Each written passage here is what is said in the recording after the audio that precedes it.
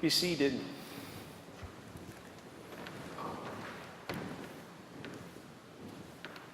Today's Sunday, and all of the readings are a fascinating set of readings to be able to preach about.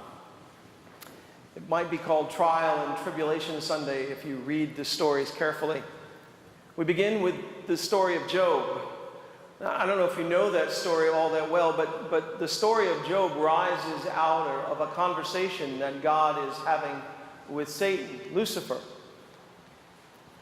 It's about the faithfulness of this man named Job, who seems to have everything. Back in his day, it was considered a sign of wealth and status to have as many possessions as he had. I mean, he had a large family, he had 10 plus children, and cattle and goats and chickens and all of the things that you might need if you were going to trade and barter in commerce at that time. And he had a very, very large house with lots of land so that he could grow crops. And he was perhaps in the Old Testament the most faithful ordinary person that you could find. At least that's how it appears. And so Satan says to God, I think he's faithful because he's very comfortable. He has all that one could need in this life. He's not challenged in any way, shape, or form. Of course he's faithful to you. And so the wager continues, and God allows Job to be tested. His children are taken from him. They die. They all die from horrid and wretched diseases. And all of his cattle and his livestock, they're also taken from them. And his wife and his house, it's all gone. The land is all gone. And Job himself suffers some of the most terrible kinds of ailments that you could imagine. Boils and sickness, all of the disgusting things that you could think about. Job suffers from all of those, and yet he remains faithful. Now, it doesn't say that he doesn't doubt, and in fact, in today's passage, we see God challenging Job, saying, who are you to question me? Were you there at the very beginning when I created everything? Were you there, Job? Job is still faithful. And when the wager between Lucifer and God is completed, all that was taken away from Job is restored to him because of his faithfulness. How many of us have experienced the trials of Job in our life, or at least have we said that from time to time? Some of us may be going through those kinds of things right now, those trials and those tribulations. And then we move on to Paul and his letter to the Corinthians. To the people in Corinth, he's saying, you know, here's the thing. This is the most important thing that I can tell you, and it's this. As we work together with Christ, we urge you also not to accept the grace of God in vain.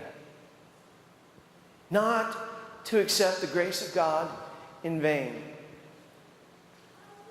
You know, if there's one message that I have, no matter where I go in communities, it is not about me coming to a place to build a school or to put it on the right financial footing. That's not why I come to a place like this. In fact, it's not why I go any place that I am called to go to. It is to preach that specific message right here. And if you've listened to me preach at all during my 2 years in this place, you know that I am calling you to a life of transformation because you have received the grace of God. The thing about it is that receiving the grace of God is not what many want you to believe it is. And in fact, it is certainly not what Lucifer wants you to believe that it is. Lucifer wants you to think that if you receive this gift from God, which is not something that you can earn and it's not something that you can pay for, it is absolutely free gift, that once you have received it, you're good to go. You don't have to worry about how you conduct your life. You don't have to be concerned about the choices that you make, because God has got you covered. He has died once and for all sin. And you know that is true, but it is misconceived. Because here's the thing.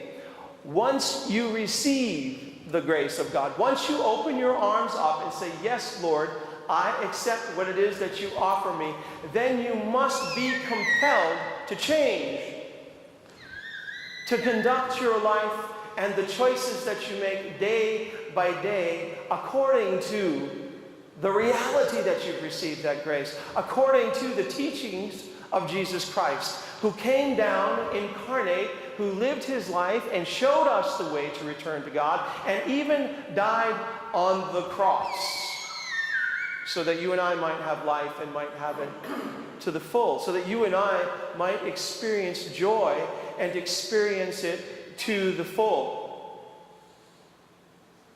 But if you talk to Job, he's going to tell you that it's hard to be faithful to God.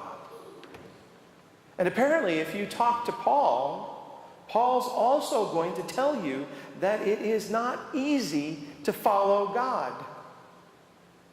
If you do, you're going to experience afflictions, hardships, calamities, beatings, imprisonments, riots, labors, sleepless nights, hunger. But by purity and knowledge and patience and kindness and holiness of spirit, by genuine love, by truthful speech, and the power of God, with the weapons of righteousness for the right hand and for the left, in honor and in dishonor, in ill repute and in good repute,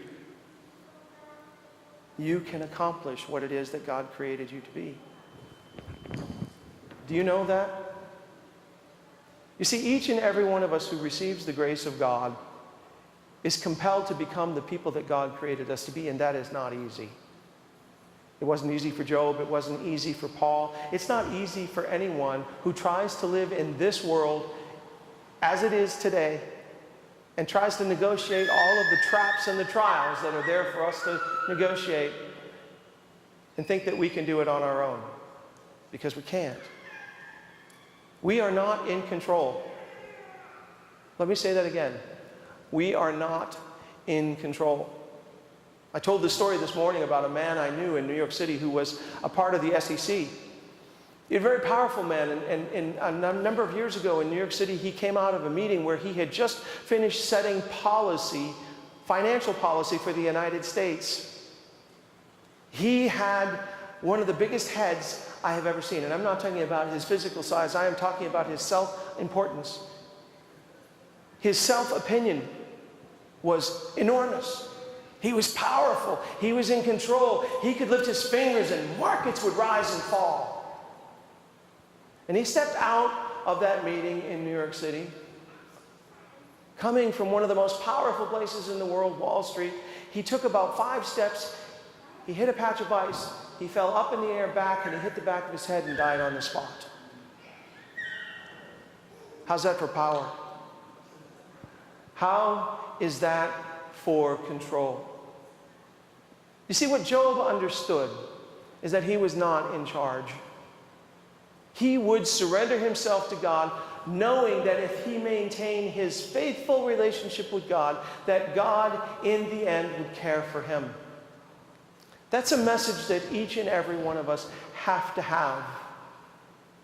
So when you hear me challenging you about where you stand in terms of your life of faith, in terms of your journey with Christ, in a world which says all of the things that Christ teaches us are of no import, we do not have to be concerned about the orphan. We do not have to be concerned about those who are homeless and hungry. We do not have to be concerned about those who are different than we are. We just have to take care of ourselves. If that's truly what you believe, then I stand here to challenge you and say you must, for your own soul, reevaluate your relationship with God, because there's something not correct about that. That's not political, that's spiritual. That's the teaching of Jesus Christ. So when we listen to stories about Job and about Paul's suffering, what is it that we can learn for ourselves? We can learn that if we accept the grace of God and we surrender to God and try to follow where God will lead us, if we open ourselves up to becoming the people that God created us to be, then there is absolutely no time in our life and in our journey when God will not be there with us to hold us up, to sustain us, to encourage us, to give us strength, to help us find peace. The disciples found that out in the boat. These are the men and the women who followed him from place to place, who saw him raise people from the dead more than once, who saw him give sight to the blind and hearing to the deaf, and allowed lame people to walk. This is the man who taught them about what it meant to love your neighbor, not by telling them, but by showing them. And even they didn't know who he was. Who then is this that can command the seas and the winds, and they obey?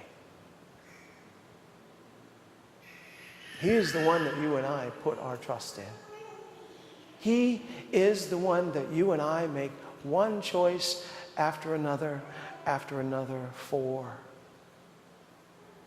And if you do that, and if you are faithful, then you will be transformed into the person that God created you to be. And if you are transformed into the person that God created you to be, then you will go out into the world on your journey and you will help others to be transformed as well. And life changes. I know of what I speak because when I accepted that grace and when I surrendered to what it is that God was calling me to do, my life changed.